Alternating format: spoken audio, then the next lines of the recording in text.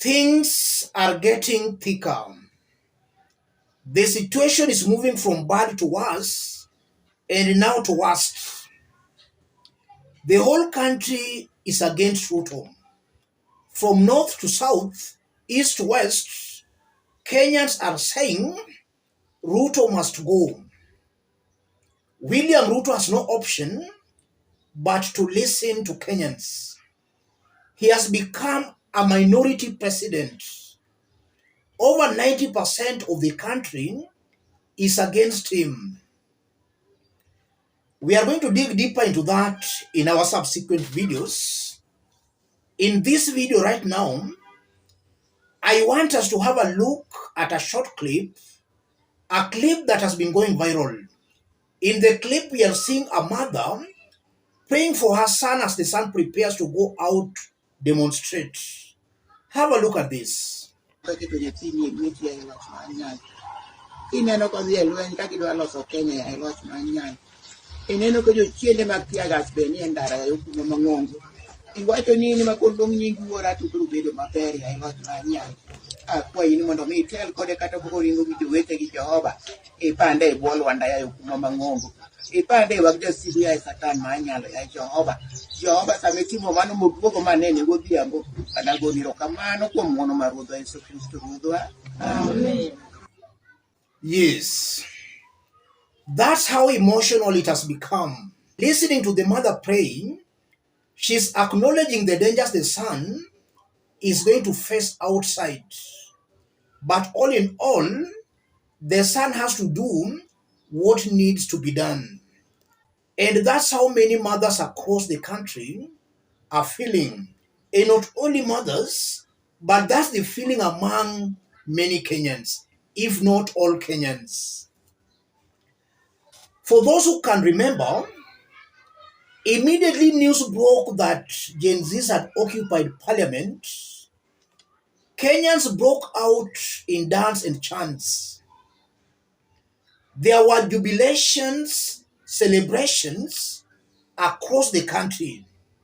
That proved it to me that William Ruto has lost the people.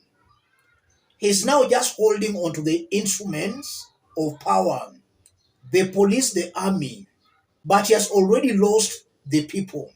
We all know power belongs to the people.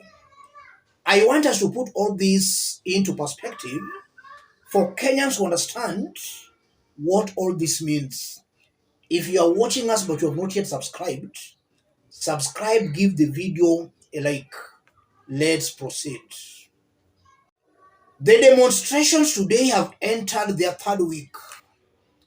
And if you look on how this government has treated the demonstrators, Ruto's government has used a lot of force, excessive and unnecessary force on innocent demonstrators. So it's very clear the police has been breaking the law. Kenyans have been demonstrating very peacefully, but the police has been causing chaos. That's a fact, no doubt about that.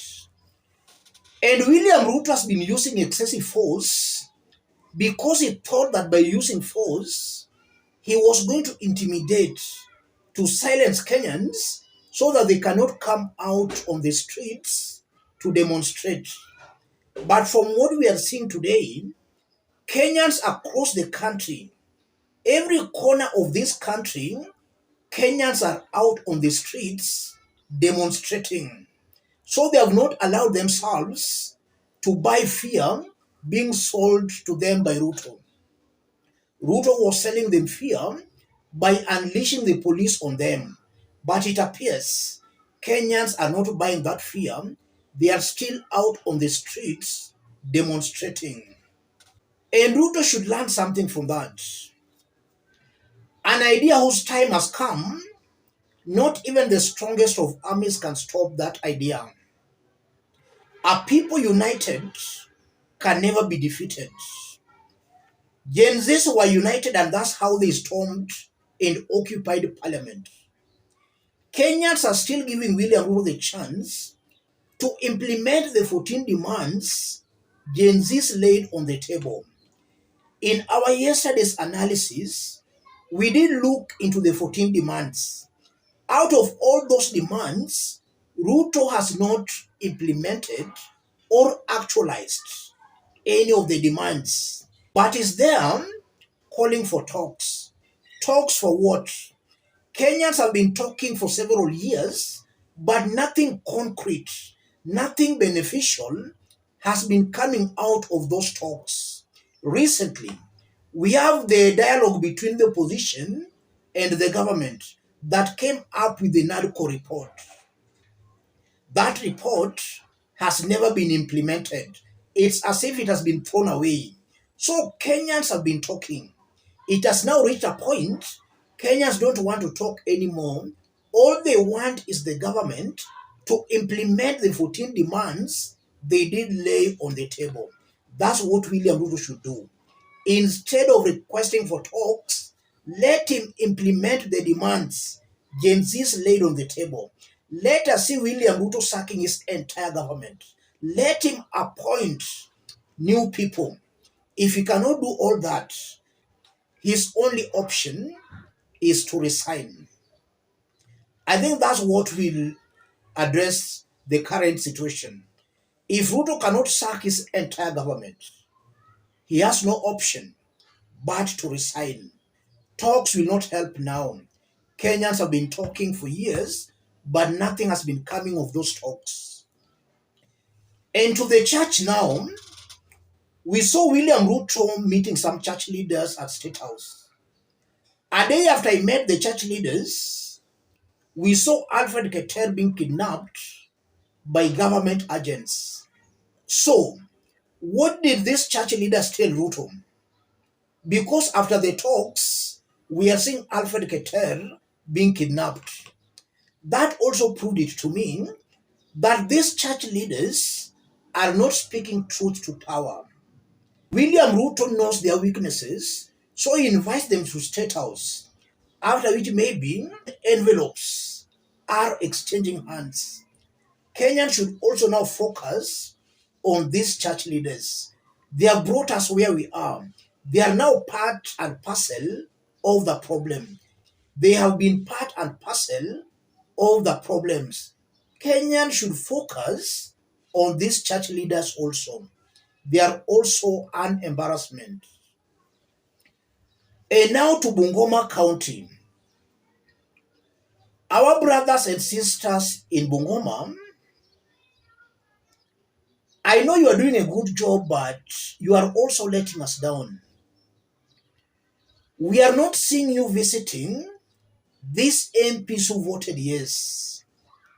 In fact, some are still talking very arrogantly. I've had a Tongaren member of parliament talking today.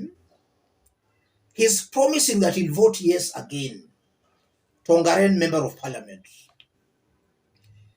If also you listen to Kimilili member of parliament, Didmas Barasa, he's also talking very arrogantly. He's still talking of UDA. Bungoma residents, our brothers and sisters, do the needful. Visit Didmas Barasa, visit these MPs from Bungoma who voted yes. They are becoming arrogant. If they can't be content today, they are only but going to grow horns. Didmas Barasa should be greeted. These MPs from Western who voted yes should be greeted.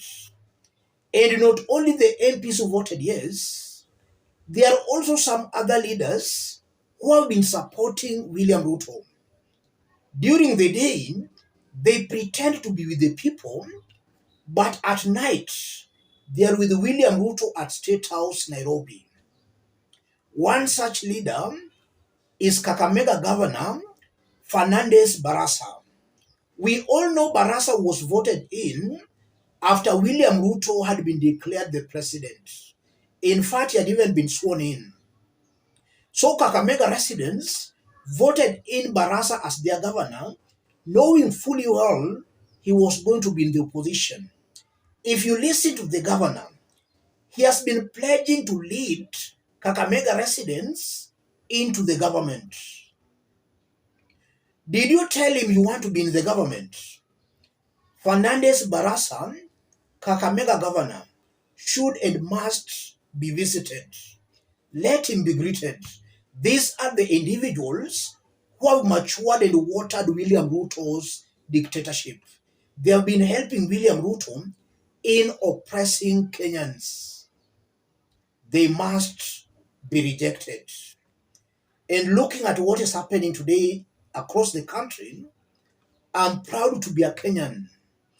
Kenyans, irrespective of their ethnic backgrounds, irrespective of their political affiliations, they are all out on the streets, north to south, east to west.